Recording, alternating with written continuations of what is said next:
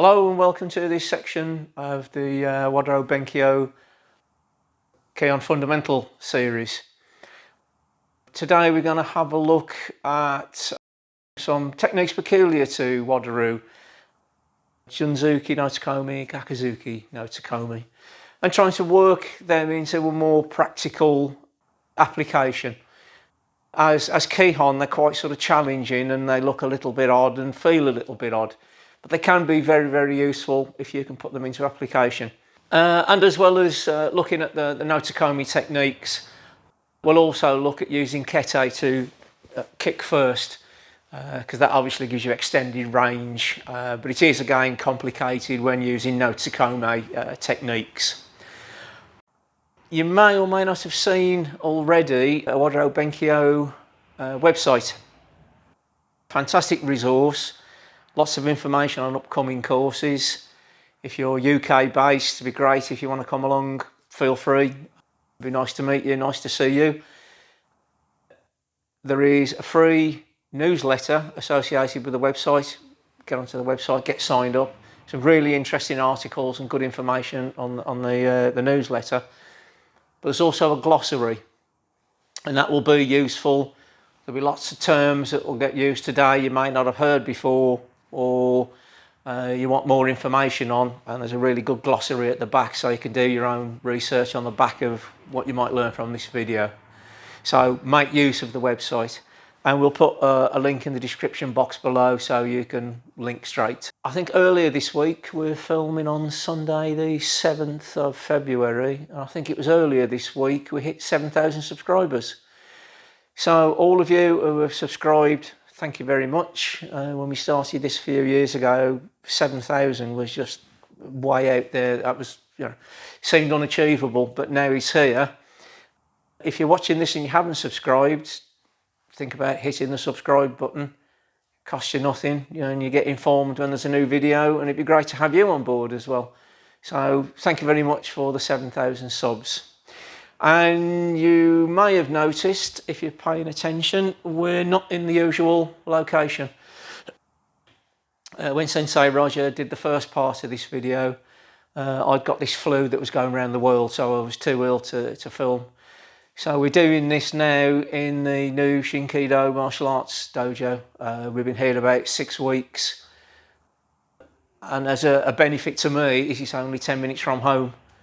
So we're going to go back a little bit old school with this. When we were doing the kata series, we used to have a series of headers, and then we would fill in the details of each subject.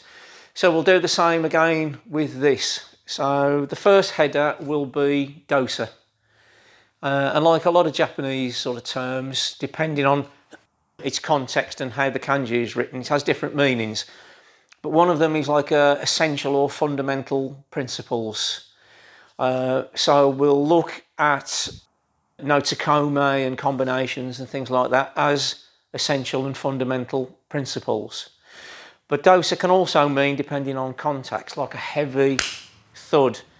And that will play into where we're trying to go with this.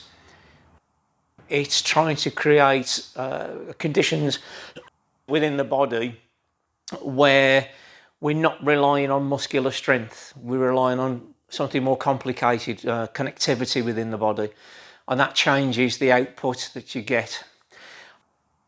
The second header will be the various muscle chains. This is a little bit more advanced, but there are muscle chains that you really need to use within your body to get the best effects. They are the deep front line and the spiral lines. And what we'll try and do in the edit is we'll put up images of the deep front lines and the spiral lines, just to show you a physical representation of where they are within the body. But they become crucial as you go through your levels of experience. Datsu and datsuryoku. And again, I mentioned the website and the glossary. You can go in there and read more about those subjects. But they are very important. It's a state of relaxation and letting go, but it's also a state where you are using these internal muscle chains and connections to get the maximum effect. and that's a more experienced level. But if you start thinking about it as a yellow belt, orange belt, by the time you get to Dan grade, you should be sort of well versed in it. Other terms that you'll be helpful to have a look in the glossary are terms like ryūsui, hado, shizumu and omomi, and we'll cover those in a little bit more depth. And then finally we'll have a look at some drills you can create for yourself, so with your training partner or even solo drill, and practice these techniques in a more realistic interpretation rather than being fixed, rigid Kihon. They start to become a little bit more fluid and a bit more alive. So we'll show you some examples of that to finish. So Dōsa, fundamental Kihon and fundamental principles. These are the building blocks, the things you repeat multiple times until they become ingrained. Kihon Fundamentals, the creator of Shotokan style karate, he said that there are no stances in karate. Or beginners have stances, advanced students have natural postures. And by natural postures, you were saying you've done something so many times, it's now your natural state. You don't have to think about it. You automatically assume that posture. And there is an interesting thing I've come across recently, Hebb's law.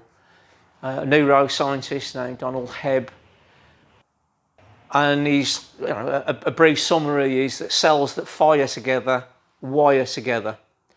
So if you repeat a technique or a motion multiple times, to start with its individual neurons firing to make the movement, make the technique, eventually by repetition those neurons will form new bridges.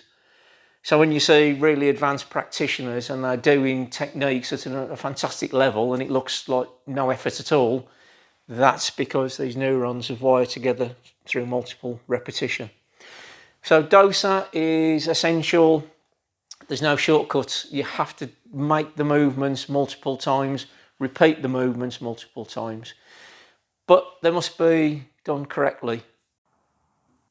If you repeat a poor quality movement or an incorrect movement multiple times, it's always going to be incorrect or poor quality. And there's a scheme that syllabuses tend to go through. To start with, for punching techniques, you might do it from Kiba-dachi, and you're checking that your arms are not chicken winging, or that your hikite is correct, it's not sticking out, so you're doing it correctly. And then eventually that moves into Junzuki. So you've moved from a static position, trying to be correct, to a dynamic movement and still trying to be correct. You have to go through that process. That then translates into your kata. If you're chicken winging in Kiba-dachi, you'll be chicken winging in Kihon, and you'll be chicken winging in your kata. So you've got to get it right to start with before you can progress it through.